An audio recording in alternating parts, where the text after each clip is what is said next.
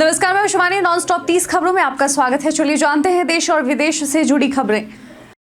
मोदी सरकार ने one nation one election प्रावधान के लिए संविधान 129वां संशोधन विधेयक 2024 संसद में पेश किया, जिसमें वो 269 वोट पक्ष में और 198 विपक्ष में पड़े। यदि यह बिल पास हो जाता है तो भारत में लोकसभा और विधानसभा चुनाव एक साथ होंगे। इस बिल के लागू होने पर बिहार की अगली सरकार का कार्यकाल केवल 4 साल का हो सकता है, जिससे राज्य में राजनीतिक चर्चाएं तेज हो गई हैं।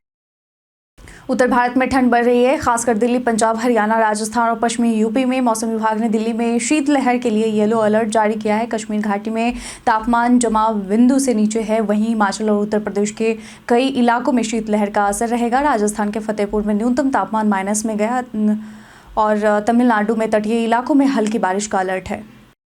दक्षिण प्रशांत महासागर में वानुआतू के तट पर 17 दिसंबर यानी आज 7.3 तीव्रता का भूकंप आया, जिसका केंद्र पोर्ट विला में के पश्चिम में था। भूकंप के बाद संचार सेवाएं प्रभावित हुई और सुनामी की चेतावनी जारी की गई, जो बाद में वापस ले ली गई। भारतीय सेना ने स्पष्ट किया है कि 1971 की पाकिस्तानी सेना के समर्पण वाली पेंटिंग को हटाया नहीं गया, बल्कि दिल्ली के मानेक शॉ सेंटर में स्थानांतरित किया गया है। पेंटिंग को अधिक लोगों तक पहुंचाने के लिए यह कदम उठाया गया। पटना और भागलपुर जिलों में 2 महत्वपूर्ण सड़कों के नवीनीकरण के लिए प्रशासनिक स्वीकृति मिल गई है। पटना में खगौल दीघा नहर पथ और दीघा सर्विस लेन, जबकि भागलपुर में NH 131B के नवीनीकरण का कार्य किया जाएगा। इन परियोजनाओं से यात्रा सुरक्षित और सुगम होगी।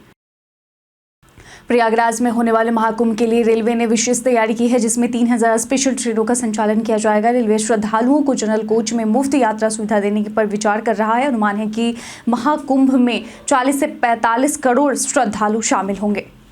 बिहार सरकार ने राज्य में औद्योगिक विकास को बढ़ावा देने के लिए 30,000 करोड़ रुपए के निवेश प्रस्ताव को मंजूरी दी है। इनमें 52 इकाइयों के 28,881.55 करोड़ और 35 इकाइयों के 609.26 करोड़ रुपए के प्रस्ताव शामिल हैं। राज्य सरकार 19 से 20 दिसंबर को निवेशक सम्मेलन का आयोजन भी कर रही है। बिहार में एक यात्री बिना टिकट ट्रेन में चढ़ा और टिकट चेकिंग के दौरान टीटी से बहस की। उसने दावा किया कि उसका भतीजा रेलवे में DRM है। इस घटना का वीडियो सोशल मीडिया पर वायरल हो गया, जिस पर लोगों ने मजेदार कमेंट्स किए।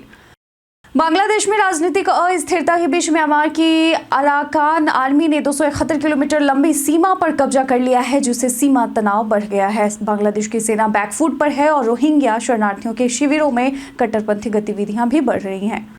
17 दिसंबर 2024 को भारतीय सराफा बाजार में सोने और चांदी की कीमतों में गिरावट आई है। 24 कैरेट सोने का भाव 76,584 रुपये प्रति 10 ग्राम है, जबकि चांदी का भाव 89,001 रुपये प्रति किलो है। सोमवार शाम के मुकाबले सोना 324 रुपये और चांदी 514 रुपये आज सस्ता हुआ है। EPFO ने PF खाताधारकों के क्लेम सेटलमेंट की प्रक्रिया को सरल और तेज बनाने के लिए नए नियम लागू किए हैं। अब खाताधारकों को क्लेम सेटलमेंट तक ब्याज मिलेगा, जिससे रिटर्न में वृद्धि होगी। यह नया नियम EPF स्कीम 1952 के तहत लागू किया गया है। बैंगलोर के सॉफ्टवेयर इंजीनियर अतुल सुभाष की खुद की जान लेने के मामले में पत्नी निकिता सिंघानिया ने पुलिस के सामने अपनी बात रखी। उन्होंने आरोपों को नकारते हुए कहा कि वह खुद पति से उत्पीड़ित थी। अतुल ने अपनी जान लेने के कारण घरेलू विवाद और पैसों की मांग को बताया था। प्रधानमंत्री नरेंद्र मोदी आज जयपुर में एक वर्ष परिणाम उत्कर्ष कार्यक्रम में शामिल हुए, जहां वो 46,300 करोड़ रुपए से अधिक की 24 परियोजनाओं का उद्घाटन और शिलान्यास किया। इनमें PKC ERCP परियोजना, जल संकट समाधान और 4 रेलवे परियोजनाएं शामिल थी। बिहार के नए DGP विनय कुमार ने पटना की सड़कों पर देर रात गश्त की और सुरक्षा व्यवस्था का जायजा लिया। उन्होंने शहर के विभिन्न पुलिस चौकियों और ट्रैफिक कंट्रोल सिस्टम का निरीक्षण किया। साथ ही गश्ती पुलिस और डायल 112 की तैनाती की भी स्थिति देखी।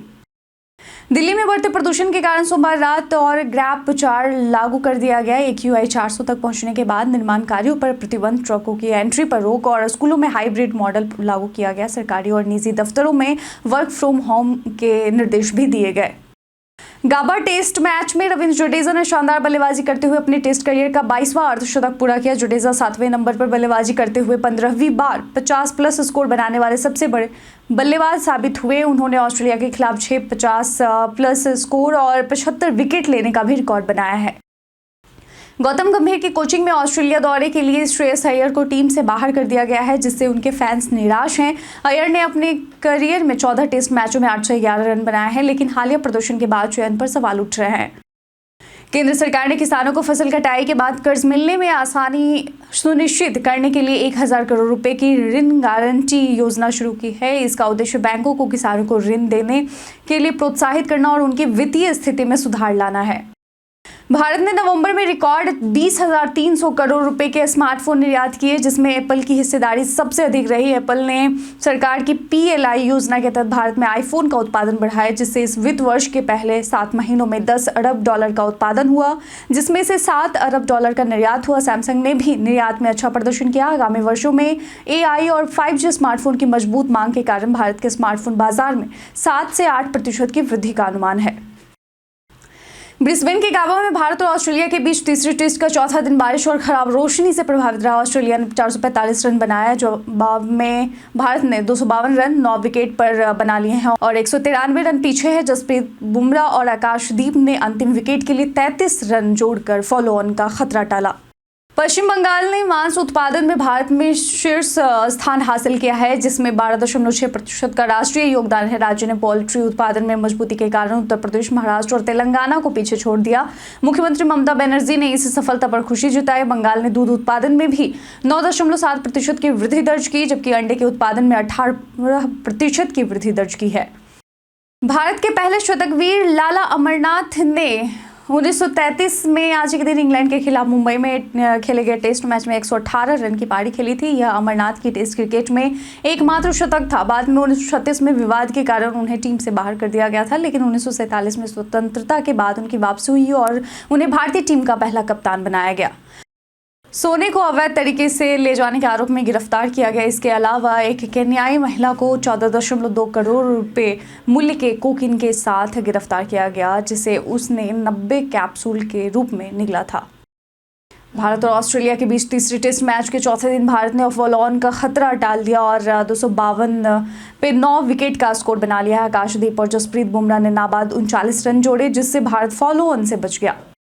वाराणसी के मुस्लिम बहुल मदनपुरा इलाके में बंद पड़े मंदिर को लेकर तनाव की स्थिति उत्पन्न हो गई है। आक्रोशित मुस्लिम समुदाय के लोगों ने दुकानों को जबरन बंद करवा दिया। पुलिस और PAC की तैनाती के बाद ACP कोतवाली ने मंदिर का निरीक्षण किया, जिसमें मंदिर पर पुराना ताला लगा था।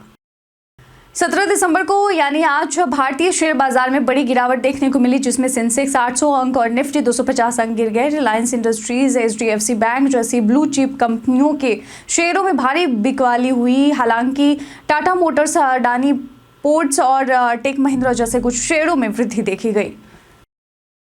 रिंकू सिंह को विजय हजारे ट्रॉफी में उत्तर प्रदेश की कप्तानी सौंपी गई। यूपी क्रिकेट संघ ने 21 दिसंबर से शुरू हो रहे इस टूर्नामेंट के लिए 19 सदस्यीय टीम का ऐलान किया है। यूपी की टीम में पहले रणजी ट्रॉफी में आर्यन जुआल और सैयद मुश्ताक अली, T20 ट्रॉफी में भुवनेश्वर कुमार कप्तान थे।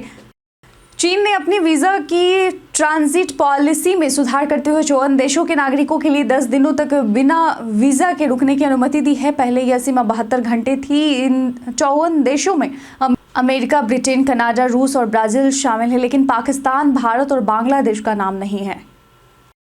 बीते दिन हमारे द्वारा पूछे गए सवाल का आप लोगों में से बहुत लोगों ने अपना जवाब हमें कमेंट सेक्शन में लिख कर दिया था। जिन्होंने पूछे गए सवाल का जवाब दिया है उनके नाम है नीतीश कुमार, रंजीत सिंह, राम बाबू दास, अर्जुन राम, सुनील कुमार साह, परमिला कुमारी और नौशाद रिजा।